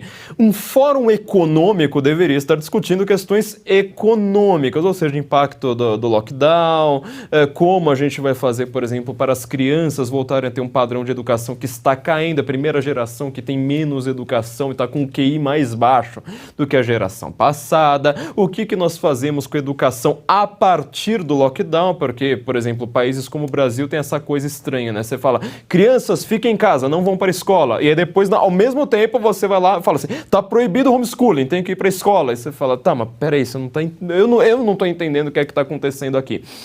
Isso deveria estar sendo discutido, mas esses grandes ciclos, essa beautiful people, são pessoas geralmente que não têm lá uma beleza estética muito grande, eles são o que é chamado de metacapitalismo, ou seja, uma oligarquia. Eles estão sempre a portas fechadas fechadas, não discutindo, não colocando as suas próprias grandes empresas e grandes fortunas que mandam no mundo no mercado para ser debatido, para ser discutido, para ser avaliado pelos próprios consumidores, e eles vão lá, decidem a portas fechadas, num arranjo secreto, o destino de todo mundo. É uma oligarquia que está lá falando, olha, nós somos tão, né, como disse o John Kerry, né, nós somos pessoas excelsas aqui, excelentes, essas 20 pessoas aqui que vão mandar no mundo, então nós, sozinhos, vamos dizer, olha, a pessoa tem que agora ficar proibida de sair na rua, agora tem que ser obrigada a usar isso, agora tem que ser obrigada a fazer não sei mais o quê. Isso é uma grande tirania global. Quero agradecer as mais de 40 mil pessoas que estão nos acompanhando ao vivo no canal do Rumble. Não esqueça, gente, de fazer a sua inscrição no canal. Estamos com mais de 81 mil inscritos. A gente precisa chegar a 100 mil. Para isso, a gente precisa do seu apoio. Deixe o seu like, o seu comentário e participe do chat, que é importante. Ana, eu queria comentar uma fala da Marina Silva. Primeiro ela falou dos 120 milhões de pessoas passando fome. Depois ela citou um dado dos 33 milhões de brasileiros que também passam fome. Essa foi uma pesquisa que foi divulgada em junho de 2022, que foi divulgada pela Rede Brasileira de Pesquisa em Soberania e Segurança Alimentar e Nutricional, PENSAN, em parceria com 6 entidades e ONGs de esquerda. Paula, muito bom você ter trazido a matéria da Revista Oeste. Antes de você mencionar, eu estava exatamente com essa matéria aberta, porque eu lembrei que escrevemos um artigo sobre isso. O curioso é que, enquanto o Silvio e o Flávio estavam falando, eu dei uma olhada aqui nos perfis das agências de checagem, aquelas histéricas que estavam a cada minuto, né, todo minuto em cima da administração do presidente Bolsonaro, se era com o ministro, secretário com Bolsonaro, isso é falso, falso, falso, fora de contexto. Algumas agências, inclusive, que perderam batalhas judiciais para a Revista Oeste, tentaram colocar uma etiqueta de fake news na gente, e nós vencemos esses processos. E não achei nada. Curiosamente, não achei nada em relação a essa fala num fórum mundial da ministra do Meio Ambiente do Brasil. Ela falando que há 120 milhões de pessoas com fome no Brasil. Não tem nada nos perfis das agências de checagem, nos fact-checkers. Agora, a gente vai levar a sério uma pessoa do nível da Marina que fala que eu joguei rapidamente na ferramenta de busca Marina, corrupção, PT. Aí você vê declarações de 2018. Marina diz ver Lula como corrupto e não se arrepende de apoio ao impeachment de Dilma. Marina diz que Lula é corrupto e justiça deve chegar a outros políticos. Aspas para Marina. É um partido que não reconhece erros, que diz que não houve corrupção, que não houve crimes. Nenhuma autocrítica aos erros gravíssimos. Sim, houve corrupção na era petista. E agora está, como eu venho dizendo, sentadinha no sofá, de mãos dadas com o PT, no escurinho do cinema. É para levar a sério uma pessoa dessa? Bem observado, Ana. Imagina se essa declaração fosse dada no governo anterior, né? Agora, 18 horas e 48 minutos, a gente continua com mais informações e notícias no Oeste Sem Filtro. O governador de São Paulo, Tarcísio Gomes de Freitas, também participa do Fórum Econômico Mundial em Davos, na Suíça. Ele aproveita o evento para tratar de vários assuntos, entre eles as privatizações que planeja fazer durante seu governo. Tarcísio disse, abre aspas, São Paulo leva um portfólio variado para Davos e a oportunidade de estar frente a frente com esses líderes e investidores de grandes conglomerados reforça a nossa capacidade de atração de novos negócios e recursos para o Estado. Fecha aspas. Tarcísio já se encontrou, por exemplo, com o secretário-geral da Organização para a Cooperação e Desenvolvimento Econômico, Matias Cormann. A OCDE reúne os países mais desenvolvidos do mundo. Silvio, é interessante aqui esse contraponto de agendas que a gente está trazendo aqui no programa, né? Sim, muito brevemente, veja só, enquanto você falava, Paula, eu abri aqui na própria página do governo de São Paulo e tem a agenda do ex-ministro e governador de São Paulo, Tarcísio de Freitas, em Davos. E você vê ali uma série de reuniões com CEOs de grandes empresas. Aqui, olha, poderia citar até algumas mundiais, tá? Tem encontros com a AstraZeneca, com a Toyota, com a PepsiCo, Fundo Soberano de Singapura, com a Meta, com bancos, Banco do Japão, enfim, tem uma série de encontros. E, repito, talvez deveria ser essa a finalidade de um Fórum Econômico Mundial, justamente relações bilaterais para ampliação da corrente internacional de comércio, acordos de negócios e até, repito, apertos de mão entre governantes, líderes e grupos, talvez em algum tipo de conflito de interesse, mas não, é uma pura e simples agenda dessa ciência progressista que a gente acompanhou, das falas da Marina Silva. E vamos lembrar aqui que o ministro da Fazenda, Fernando Haddad, também está na Suíça e ontem deu declarações dizendo o quê? Que as empresas que apoiaram o governo Jair Bolsonaro ou que não têm alinhamento ideológico com a esquerda deveriam ser boicotadas. Ele está pregando o quê? Desemprego, ele está pregando a falta de investimentos, ele está pregando, inclusive, a fuga, talvez, de empresários do Brasil. Olha a diferença entre o Fernando Haddad, ministro da Fazenda, e o governador de São Paulo. E talvez isso explique por que um venceu a eleição, o outro não. O outro arrumou um emprego de ministro. Flávio, o Tarcísio também se reuniu com o vice-presidente da State Grid of China, uma das maiores transmissoras de energia elétrica do mundo e dona da CPFL.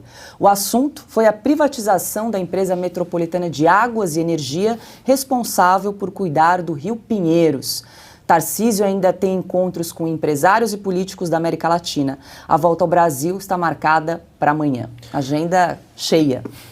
Os empresários têm um papel muito curioso aqui no estado de São Paulo, porque nós somos uma cidade muito específica no mundo em ter problemas na cara das pessoas mais ricas de São Paulo, né? Por exemplo, quem mora ali ao redor da marginal do Rio Pinheiros tem um probleminha, inclusive, sei lá, com cheiro, por exemplo, né? Quando está muito sol, principalmente, na cara ali das pessoas, e ninguém consegue resolver este problema há muitas décadas, desde, sei lá, 40, 50 anos, talvez mais. E falta que alguém tenha realmente um tirocínio, um cuidado para você ter talvez uma parceria público-privada ou então algumas privatizações aí necessárias para resolver de fato este problema. Nós temos problemas com o Estado, nós temos problemas com o mercado, nós temos problemas em Davos. Agora, precisa de fato que algo saia do papel, porque todos os governadores de São Paulo já falaram a respeito do Rio Tietê, já falaram a respeito das nossas grandes estatais paradas, já falaram do tanto de riqueza que tem nesse estado, o estado mais rico da nação, e tem riquezas tanto naturais quanto riquezas industriais e tudo isso parado numa burocracia sem fim. Davos realmente deveria ser um espaço adequado para você conseguir fazer alguma coisa. Mas, infelizmente, né, é engraçado a gente pensar que as autoridades brasileiras que estão indo para o Fórum Econômico Mundial, elas têm agendas tão opostas. E agendas aqui nos dois sentidos, né, tanto de encontros quanto de pensamentos, né? A gente está vendo, em primeiro lugar, o Haddad falando sobre taxar os ricos.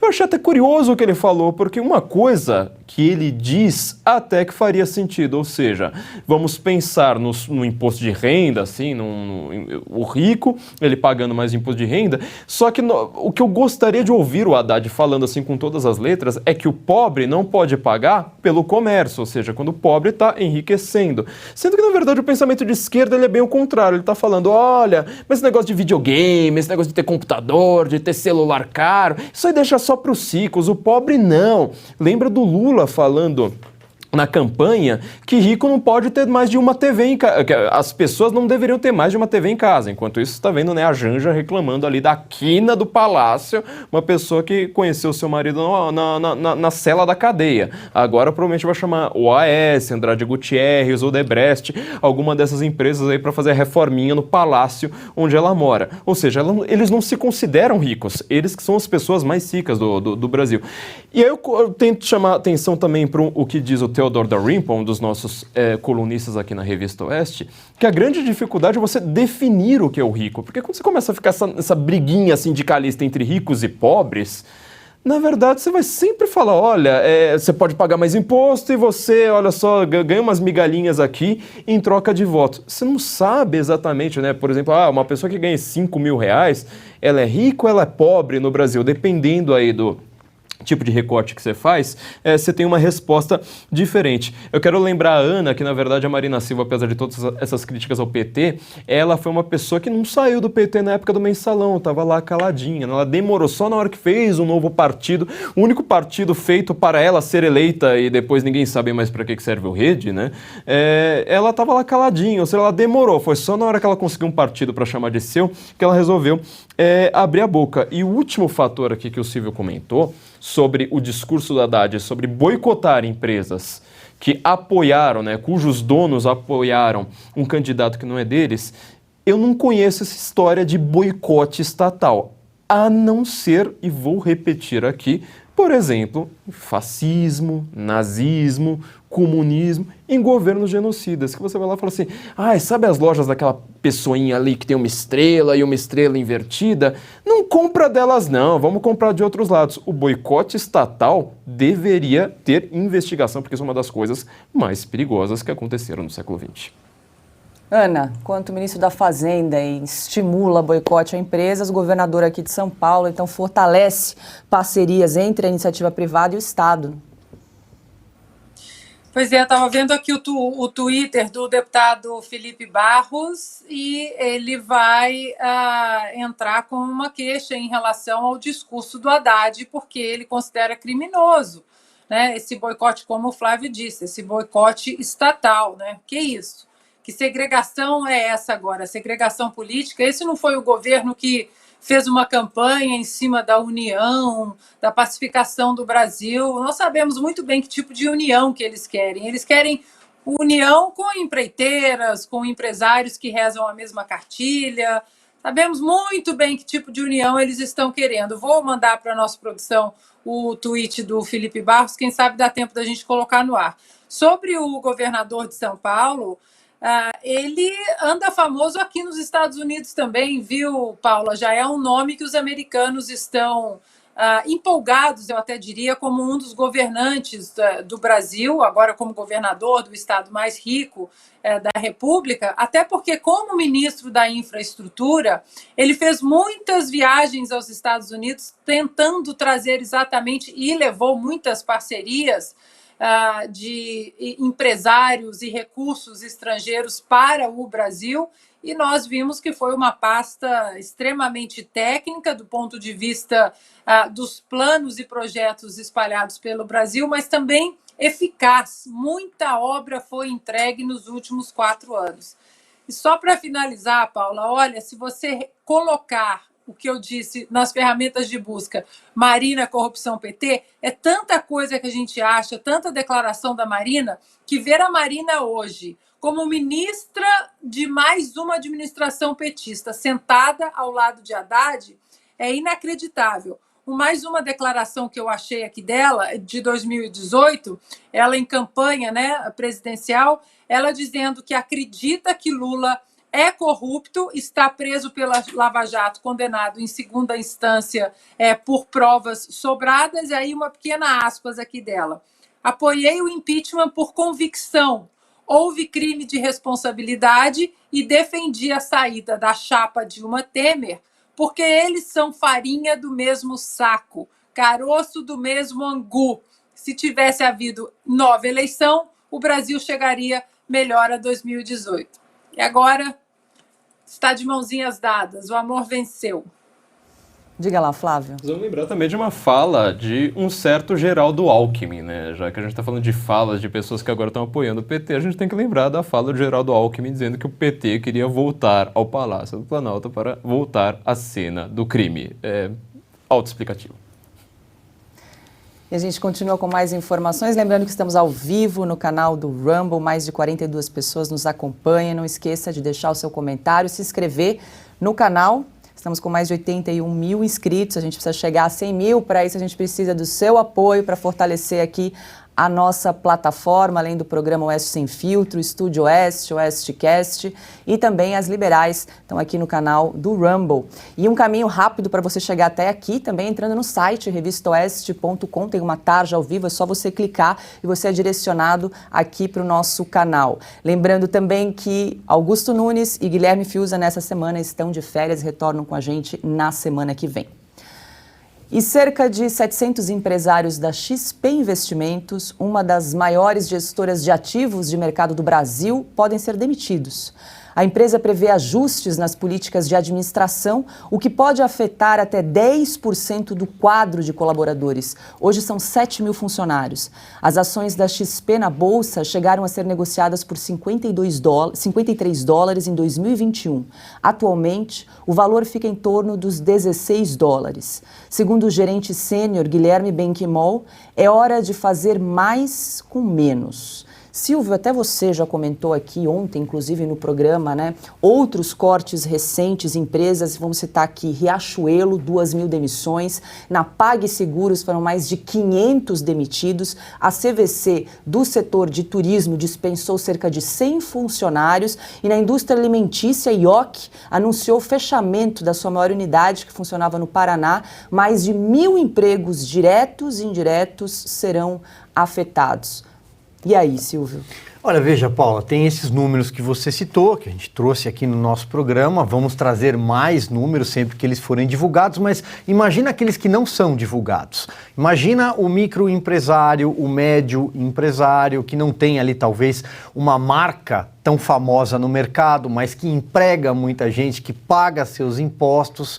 Quantas famílias estão sob responsabilidade desse empregador, desse empresário que precisa, por exemplo, de previsibilidade, precisa de incentivo fiscal, né? Precisa de austeridade, compromisso com a austeridade fiscal de governo, e que a gente está vendo aí nesses 17 dias é tudo ao contrário. Inclusive é um governo que chegou botando o pé na porta, pediu um cheque em branco de 170 bilhões, o Congresso deu a PEC da gastança antes de assumir, né? Rasgou a lei das estatais, tem aí uma agenda completamente voltada para sindicalismo, aparelhamento de Estado, Estado mais inchado, gastador. Se você é empregador, você tá pensando o que nesse momento? Em proteger a sua empresa. Ou seja, o PT vai acarretar o desemprego num período muito mais curto do que se imagina. Nossa economia vai sofrer muito mais rápido do que se imagina. Ou não.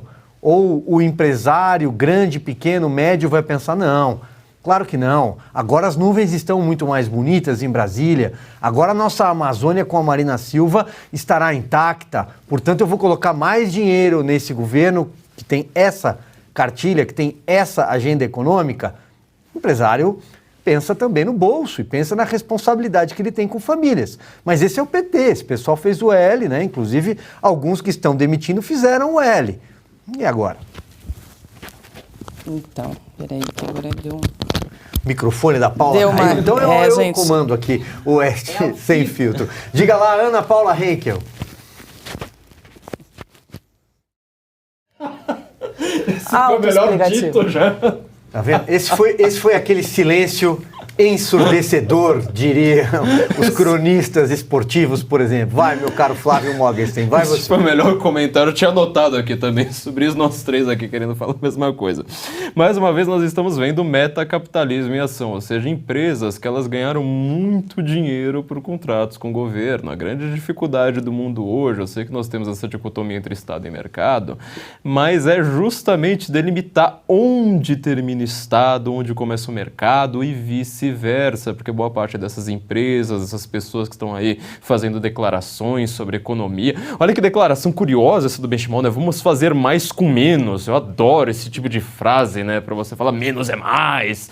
Essas coisas que não tem nenhum reflexo matemático na realidade, né? Ou seja, está todo mundo sendo demitido, então vamos fazer mais com menos. Vamos mandar a pessoa para sarjeta e depois nós continuamos aqui ricos. Isso é o metacapitalismo em ação. Eles nunca vão ser punidos, inclusive punidos no sentido mercadológico da coisa, né? Quando fizerem uma coisa errada, quando oferecerem um serviço ruim, porque eles são todos mancomunados entre si, ou seja, isso é uma oligarquia da qual nós não conseguimos escapar. Eu tinha comentado no Estúdio Oeste, no programa da quinta-feira que o Silvio Navarro apresenta, né, junto a mim, há umas 2, 3 semanas atrás, que você tem hoje o modelo petista, ele mira exatamente a classe média, ou seja, se você é ricaço, desses ricaços aí que aparecem nas páginas, não estou falando se você é rico, do tipo, você tem 2 carros na garagem. Não, estou perguntando se você é dono de empresa, se você, sabe, é dono de empreiteira, sabe? Olha, o governo PT vai ser excelente para você. Você vai ganhar muito mais dinheiro, muito mais poder, vai aparecer, vai ser protegido, né, pelas pessoas que deveriam guardar as leis. Isso aí vai ser perfeito para você. Se você é muito pobre, talvez você ganhe umas migalhinhas ali também, sabe? Dá patinha aqui, olha, toma umas migalhinhas aí que você vai ter, talvez, dependendo do grau de alienação que esses governos conseguem fazer com a população mais carente, ganhar umas migalhinhas ali em troca de voto. O grande foco é a classe média. Mais uma vez, olha para a história do século XX, vai ver os governos mais autoritários, o que eles fizeram com a classe média. Isso foi uma coisa terrível, entendeu? E uma última coisa que eu queria comentar, teve um vídeo que viralizou da grande mídia, no começo desse governo, em que uma apresentadora começava a falar exatamente a propaganda do governo. Eu acho isso de uma bizarrice. Uma coisa é você ter a sua preferência, inclusive política, e ninguém esconde. Eu acho que a melhor coisa é essa, dizer, olha, eu prefiro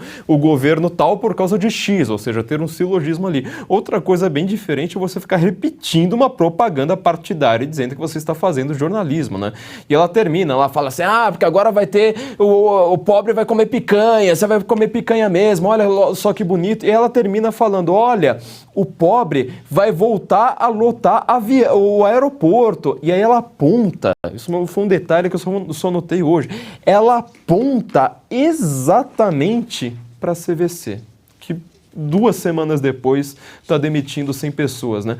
Ela acredita nessa mentira que o PT fez de que o aeroporto só estava lotado por causa do PT. Eu não sei se o petista médio já parou para pensar que isso é manipular pobre que nunca pegou avião, porque o avião tá sempre lotado, ele não voa, ele não vai para Miami sem estar lotado, entendeu? E aí o cara que nunca pegou um avião, ele vai lá, vai acreditar, olha, tá vendo? Agora o pobre tá indo para Suíça, para Lausanne 2 vezes por ano, sabe? Tá indo gastar dinheiro na Dinamarca, mas a grande verdade a gente sabe, né? Eles têm um discurso e aí a própria empresa de turismo, que ela tá elogiando, tá demitindo 100 pessoas 2 semanas depois.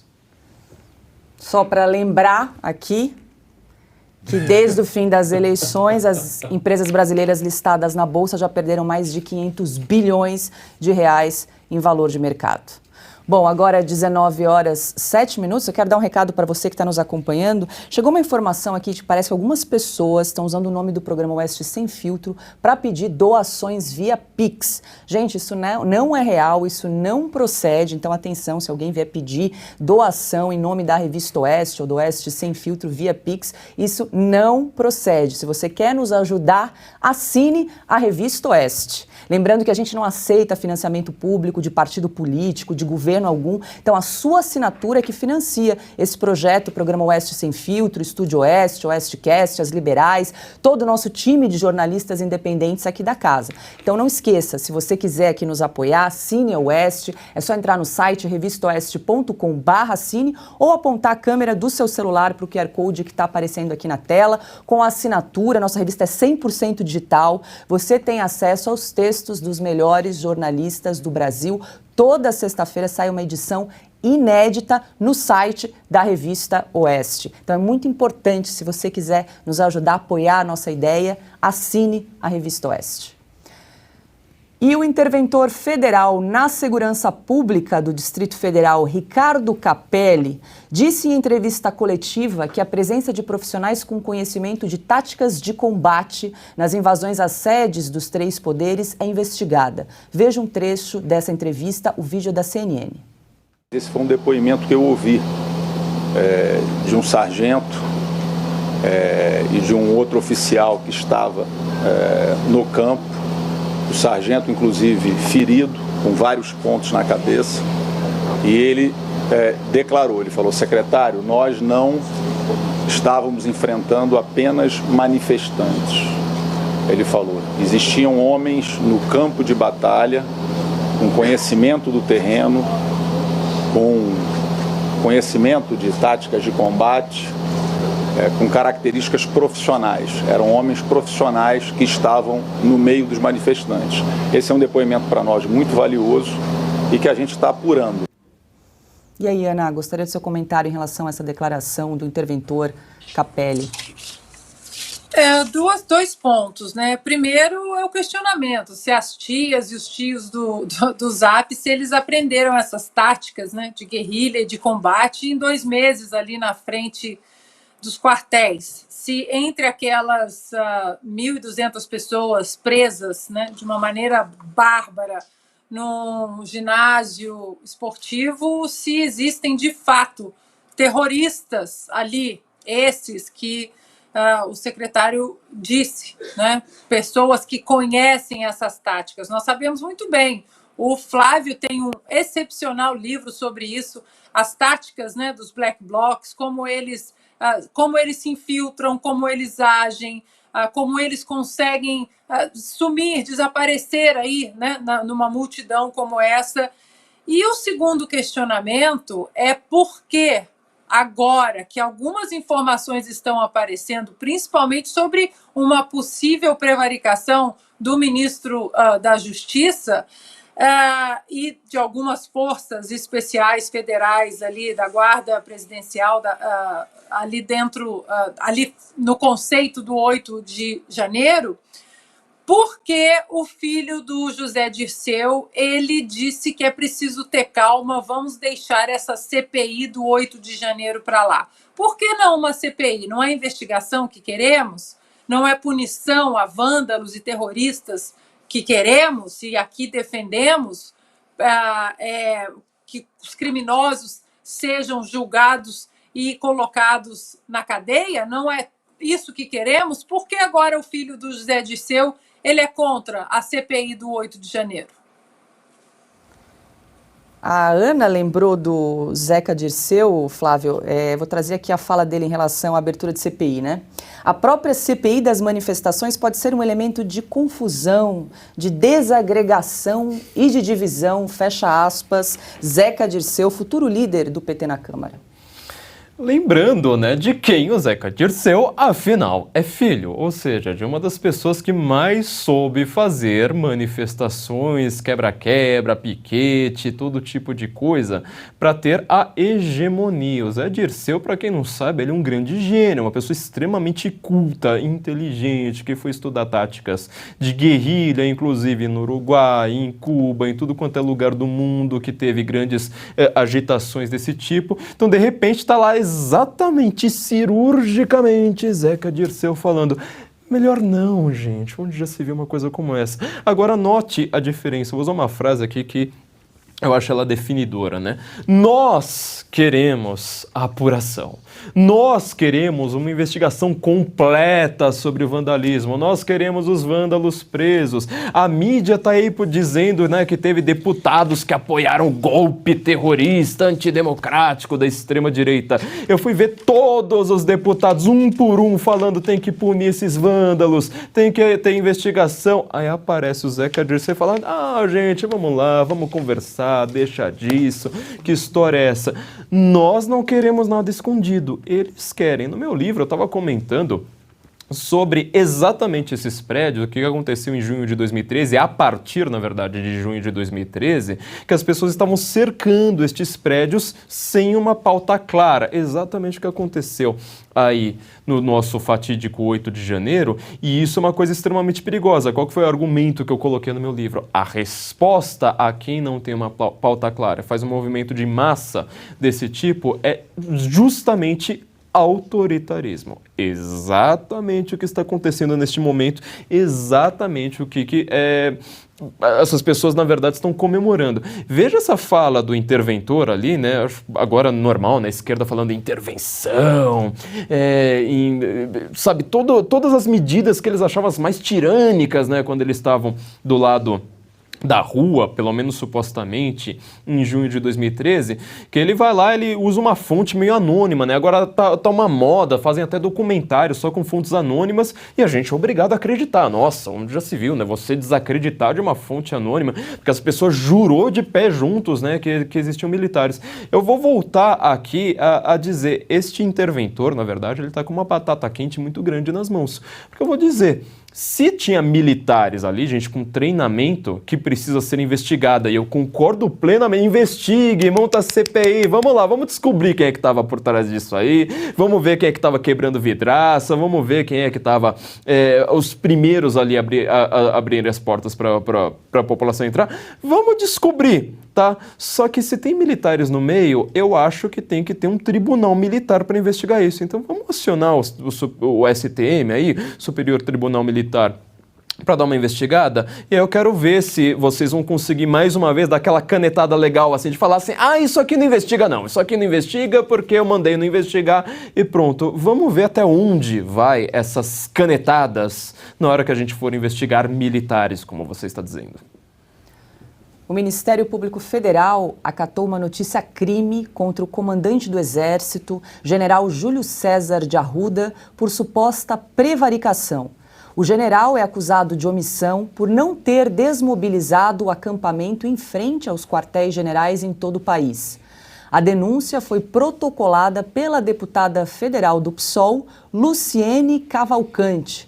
Ela é suplente da ministra do Meio Ambiente, Marina Silva, e vai assumir a cadeira neste ano, Silvio Navarro.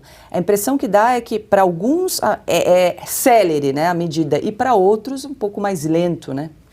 Pois é. Então serei breve, porque eu acho que você resumiu, foi sintética. É exatamente isso. Não existe investigação do bem, investigação do mal. A lei é para todos. Portanto, que se investiguem todos. Nós entrevistamos aqui hoje o deputado Sanderson, entrevistamos nessa semana o senador Marcos Duval. Há uma série de pedidos, de ofícios a diversos órgãos, à Procuradoria-Geral da República, ao próprio Congresso Nacional, para que seja investigada suposta prevaricação, suposta omissão de órgãos do governo federal que foram alertados, segundo reportagem inicialmente publicada pelo jornal Estado de São Paulo. A ABIN notificou quase 40 órgãos de que havia risco contra a segurança e, portanto, a medida imediata seria o reforço federal dessa segurança. Nós tivemos o episódio da entrevista do ex-ministro Raul Jungmann, trazida aqui pela Ana Paula Henkel. Ele avisou que há uma guarda no subsolo do Palácio do Planalto, treinada, especialista em, por exemplo, evacuação. Trata-se de um palácio presidencial e que essa guarda não apareceu. Ninguém entra, talvez, em prédios públicos com estilingue. Agora, se o senhor interventor está dizendo que havia pessoas treinadas, como bem o Flávio trouxe aqui, né, que elas sejam também investigadas. Vamos mostrar quem são essas pessoas, dar nomes aos bois. Não adianta só impor a espada no pescoço do governo do Distrito Federal. O comandante está preso, agora temos aí mais um caso de um militar que você bem cita, Paula. Não adianta, vamos ver qual foi a reação passo a passo do governo federal nessa história. E aí, o que acontece? Não tem um PSOL, não tem um Randolph Rodrigues para bater a porta de quem manda investigar. É disso que se trata. Além da intervenção federal, além de um ex-secretário preso, um governador afastado também. Como bem lembrou o Silvio, Ana, vários políticos têm pedido investigações em relação à conduta do ministro da Justiça, Flávio Dino, e, enquanto isso, o Ministério Público Federal, então, acata uma notícia-crime contra, então, o comandante do Exército, o general Júlio César de Arruda, por suposta prevaricação em relação aos atos do último dia 8 de janeiro. Bom, agora eu vou pegar minha pipoca, porque essa briga vai ser interessante, né? Vai bater de frente com as Forças Armadas que, durante os 2 meses de manifestações pacíficas, ordeiras, com famílias, pessoas cozinhando, crianças brincando, em frente aos quartéis, 2 meses sem nenhum copo no chão, 2 meses sob chuva, sob sol, as pessoas ali cantavam um hino, muitas pessoas, inclusive, passaram a ceia de Natal ali, porque muita gente, Paula, e isso é preciso estabelecer no contexto político no Brasil, até olhando para frente. Eu vejo essas manifestações pacíficas e ordeiras na frente dos quartéis. A própria manifestação do 7 de setembro, né, que lotou as ruas, e o ministro Barroso disse, bom, amanhã veremos o tamanho do fascismo. O então candidato Lula chamou de Ku Klux Klan, né, simbolou ali.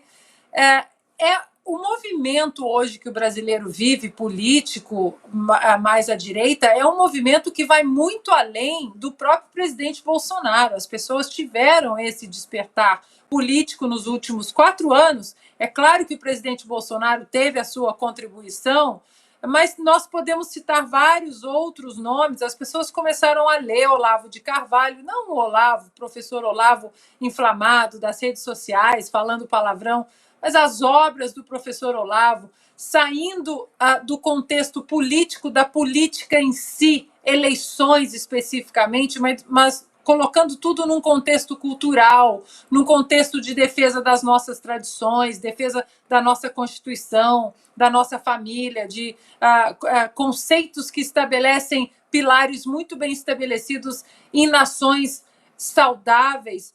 E o brasileiro agora não quer desver, né, para usar um verbo que as pessoas usam nas redes sociais. Agora ele entendeu que a liberdade, a palavra liberdade, e acho que a pandemia deixou isso muito claro também no Brasil, com ex-governadores aí de estados grandes no Brasil fechando comércio, soldando portas do comércio, só faltava chicotear as pessoas, né? A tirania que foi imposta ao brasileiro, ao cidadão do mundo, mas ao brasileiro de uma forma absurda, só vista em livros durante a pandemia, ela foi se estendendo no Brasil na questão da liberdade. Não pode questionar, não podemos questionar vacina, não podemos questionar tratamento, depois não podemos questionar urna, não podemos questionar eleição. E agora? Nós não vamos poder questionar um governo eleito? Não vamos poder questionar uma possível prevaricação do ministro da Justiça? O Zeca Dirceu dizendo aqui, não, vamos deixar essa CPI para lá, estava lendo até aqui na Oeste, porque precisamos de diálogo com partidos. Por quê? Por quê? Vai ser proibido questionar? Jornalistas estão censurados no Brasil, passaportes cancelados, contas bancárias canceladas, redes sociais derrubadas, parlamentares com redes sociais derrubadas porque cometeram o crime de falar, de questionar. Então, é sobre isso, né? Esses movimentos que vêm acontecendo no Brasil de ordem pacífica, e por isso temos que investigar o 8 de janeiro, porque não é possível que durante 4 anos, 7 de setembro de 2021, 1º de maio de 2022, o 7 de setembro, as manifestações pacíficas em frente aos quartéis, de repente, do dia para a noite, essa gente toda que passou de maneira pacífica, reivindicando as suas preocupações políticas, sociais, econômicas, constitucionais, de repente viraram terroristas da noite para o dia, e nós não podemos questionar quem de fato está envolvido. Então, essa batida de frente com o Exército, nós vamos sentar, pegar um balde de pipoca e assistir. E o ex-governador Sérgio Cabral teve ontem a prisão domiciliar substituída por recolhimento noturno e em dias de folga após decisão da Justiça Federal do Paraná. Isso significa que ele poderá sair de casa durante o dia, mas terá que regressar à noite. Cabral cumpre pena em casa desde que deixou a prisão em Niterói no último dia 19 de dezembro e é monitorado por tornozeleira eletrônica. Flávio, vamos relembrar aqui para a nossa audiência, a gente já falou isso várias vezes. Cabral ficou preso 6 anos, teve a prisão preventiva revogada pelo Supremo. O ex-governador era o último preso dos 300 que foram para a cadeia nas 55 operações realizadas pela Operação Lava Jato. Tem 24 condenações e penas que somam mais de 400 anos. Assim que foi solto, se instalou em um apartamento da família em Copacabana, 10 vezes maior do que a cela de 8 metros quadrados em que estava preso. E agora ele casou, né? Ele não pode mais passar a noite fora. Então ele casou. É isso. Essa é punição para alguém no Brasil. Eu acho muito curioso a gente tentar explicar isso, né? A Ana que deve sofrer demais, né? Tentando explicar isso para a gringaiada. Que no Brasil, ontem mesmo nós estávamos brincando, né? Que deve ser o único país do mundo que tem o conceito de prisão aberta, né? Não tem o semi-aberto só, tem a prisão aberta. Fala, tá, então qual a punição? Não sei, eu tento entender. Então vamos tentar explicar a punição do Cabral para uma pessoa. Olha, ele tem que fazer a reclusão noturna numa casa com vista para o mar, sabe, um condomínio de luxo. Eu queria estar nessa prisão do Cabral, viu? Eu não sei que crime que eu preciso cometer para estar na prisão do Cabral, porque a gente, sabe, tem quebra de sigilo, risco de busca e apreensão, um cuidado enorme para falar, até para defender a lei. Fala assim, a lei diz tal, olha, o devido processo legal é tal. Então, eu acho que quando uma autoridade, ela vai lá, infringe a lei, talvez ela mereça uma punição. Não, a gente tem que ter um cuidado danado para isso. Já o Cabral, né, só 400 aninhos aí de punição, de cadeia, já tendo sido julgado, toda aquela patacoada, toda a burocracia passou, aí ele vai lá, tem a pena de ficar num apartamentão e agora ele pode sair, então ele só tem que voltar para o seu apartamentão de noite e dormir, né, sei lá, em uma das várias camas, das várias suítes aí que está no seu apartamentão. Esse conceito é extremamente bizarro e a gente ainda precisa lembrar que é só comparar, na verdade, né, com o que acontece se você for, por exemplo, uma tia do Zap. Se você encaminha um vídeo ali que está com uma legenda meio errada, sem ter verificado. Porque aí os mesmos pessoas, essa mesma turminha aí que é garantista, falando, olha, o Brasil pune demais, temos de fazer, como é uma política deste governo, um esvaziamento das cadeias, né, a política do desencarceramento, olha o quanto que o Cabral deve ter sofrido na cadeia, o brasileiro não consegue nem dormir de noite pensando no sofrimento do Cabral sendo preso.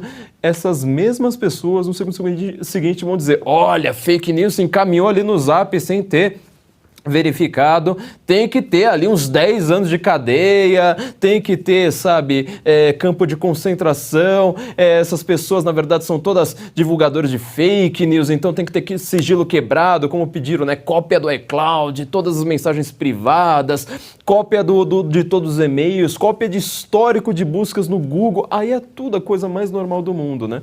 Mas o Cabral, a gente sabe, né, ele agora tem aí essa bela punição, enquanto que tá todo mundo aí voltando num ônibus uma hora dessa, né, todo apertado ouvindo Estúdio Oeste aqui, ouvindo o Oeste Sem Filtro aqui no ônibus, sacolejando, para então ainda ter que ter uma segunda ou terceira jornada.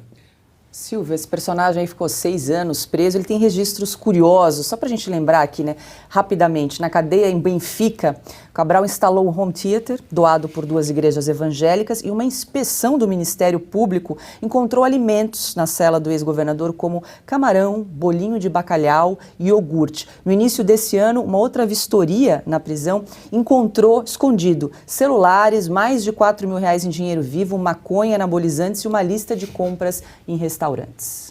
Não tem nem muito mais o que comentar, né? É indecente, né, Paulo? Não tem nem muito mais o que a gente se falar sobre o Sérgio Cabral. Tá solto, condenado a 400 anos aí de cadeia.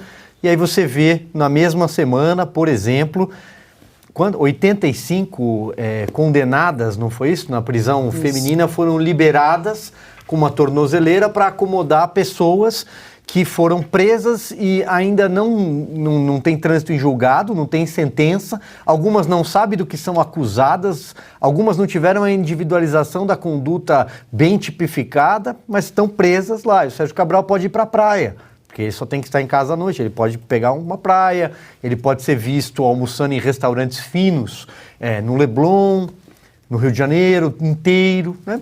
É indecente. Eu acho que isso, para mim, não tem... O Sérgio Cabral não dá mais para comentar, Paulo. E uma última informação que acaba de chegar: o deputado federal eleito Gustavo Gayer, do PL de Goiás, denunciou hoje o presidente do Congresso e candidato à reeleição à presidência do Senado, Rodrigo Pacheco, ao Ministério Público Federal. Segundo Gayer, Pacheco cometeu crime de improbidade administrativa ao ceder o advogado-geral do Senado ao senador Jorge Cajuru, do Podemos. Essa medida atenta contra o regimento interno da Casa, já que o advogado do Senado não pode atuar em casos particulares. E com essa notícia, a gente encerra aqui mais uma edição do programa Oeste Sem Filtro. Antes de dar boa noite aqui aos colegas, eu quero pedir para a nossa produção exibir uma charge do nosso chargista Schmock. Toda semana tem charge nova para você conferir no site da Revista Oeste, revistaoeste.com. Essa em primeira mão, é isso, Silvio? É isso aí. O traço rápido e sagaz do Schmock, né? O maior problema do Fórum Econômico de Davos é dar voz a qualquer um, né? E aí não se trata de minimizar a figura da Marina Silva, e sim a bobagem que ela falou de que o Brasil tem 120 milhões de pessoas passando fome, o que seria mais ou menos o equivalente à população do Japão, ou talvez do México, da Etiópia, algo assim, Paulo. É isso aí. Para você conferir essa e outras charges, é só entrar no site revistaoeste.com. Schmock é bárbaro. Toda semana uma charge nova e exclusiva aqui para a Revista Oeste. Bom, quero dar boa noite, então, primeiramente, Flávio Morgan, mais um programa. Muito obrigado a todos, muito obrigado, Paula, Ana Paula, Silvio. Mandar um abraço aqui para o Augusto e para o Fiuza, e agradecer muito a audiência que deve estar sofrendo aí, né? Tendo esses grandes craques e tendo que aguentar esse substituto aqui. Querida Ana, muito boa noite para você também. Um substituto que tem um best-seller. Procurem aí o espetacular livro do Flávio Morgenstern, né? É leitura para entender até o contexto. Quando você escreveu o livro, Flávio? O finalzinho de 2014, né? Lancei ele no começo de 2015. E mais atual do que nunca, né? Infelizmente. Mais atual do que nunca. Por trás da máscara. Por trás da máscara, isso, do passe livre aos black blocs, das manifestações que tomaram as ruas do Brasil, porque na verdade eu estava fazendo uma análise sobre o que são movimentos de massa, né? Então, para quem quiser sonhar e nos acusar, né, de defender vandalismo, infelizmente eu tenho um livro, né, de 560 páginas analisando pontinho por pontinho ali de por que isso aí sempre vai resultar em ditadura. É isso aí, fica a dica. Por trás da máscara, livro espetacular. Boa noite, Flávio, boa noite, craque Silvio Navarro, nossa querida Paula, um beijo, Guilherme, Fiuza, mestre Augusto Nunes e a nossa audiência maravilhosa. Quero mais uma vez agradecer as muitas assinaturas e mensagens que vocês me mandam ali no Instagram. Muito obrigada, boa noite e até amanhã. Boa noite, grande Silvio, finalizando aí mais um programa Oeste Sem Filtro. Obrigada aí pela companhia. Isso aí, boa noite então para Super Paulas, Paula Leal, querida Ana Paula Henkel, meu amigo Flávio Morgenstern, um abraço ao mestre Augusto Nunes e ao Guilherme Fiuza e sobretudo a você que fez companhia para a gente em mais uma tarde. Amanhã tem mais. É isso aí, deixo também meu abraço, Guilherme Fiuza e Augusto Nunes, que estão aí em descanso, merecidas férias. Na semana que vem eles retornam conosco. E a você que nos acompanha, lembre-se de fazer inscrição no nosso canal do Rumble e deixar o seu comentário, o seu like. E no mesmo canal, hoje, acompanhe às 8h30 da noite o Oestecast. O convidado de hoje é o cartunista e escritor Luciano Pires. Uma boa noite e até amanhã.